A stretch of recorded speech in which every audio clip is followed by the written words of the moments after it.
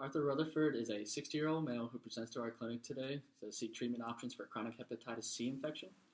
He was recently hospitalized and diagnosed with type 3 hepatitis C infection after developing a variceal bleed. During hospitalization, the patient presented with abdominal bloating and also ascites, which were resolved with low-dose diuretics. He denied any history of encephalopathy, and his past medical history is significant for hepatitis C, type 2 diabetes, and hypertension. His current medication list include furosemide 20 milligrams, spironolactone 50 milligrams, propranolol 20 milligrams, lisinopril 10 milligrams, and metformin 500 milligrams. He is not currently taking any over-the-counter medications or herbal medications to his awareness. The patient also denies any tobacco use. The patient does drink alcohol. He said he limits it to the weekends, maybe 2 to 6 beers on each given weekend.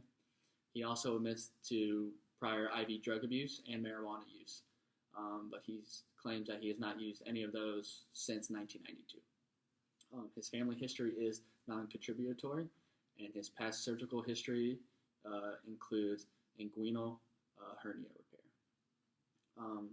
When assessing this patient, we found that the patient has hepatitis C, genotype 3, and an NS5A drug resistance with a mutation detected on the Y93K gene.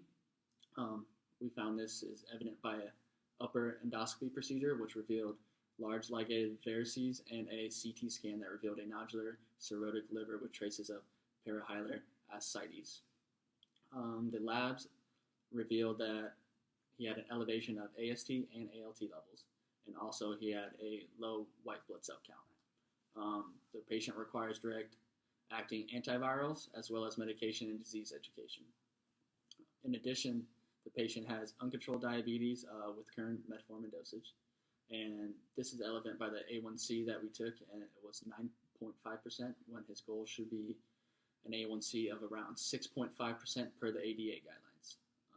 The patient needs proper dosing adjustment and glucose monitoring education.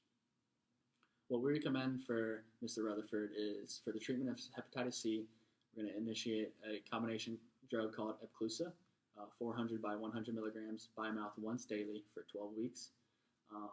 This medication can be taken with or without food. We also are going to initiate ribavirin, 600 milligrams by mouth twice daily for the duration of 24 weeks. For these two medications, we want to monitor his CBC at baseline, as well as 2 and 4 weeks, and then every 4 months thereafter, the 2 and 4 weeks. We also want to measure the TSH at week 12, also the serum HCV RNA at pretreatment, and then weeks 12, 24, and then 3 months post-treatment. We also want to monitor for any side effects for the drug. So side effects can include headache, fatigue, nausea and vomiting, diarrhea, and possibly muscle weakness.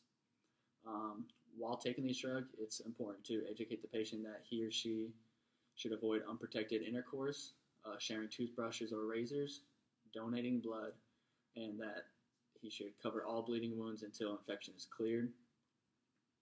We have already spoken to the patient about this, so just reconfirm it for him. For management of type 2 diabetes, we wanted to increase the metformin dose to 500 milligrams twice daily, as opposed to just once daily.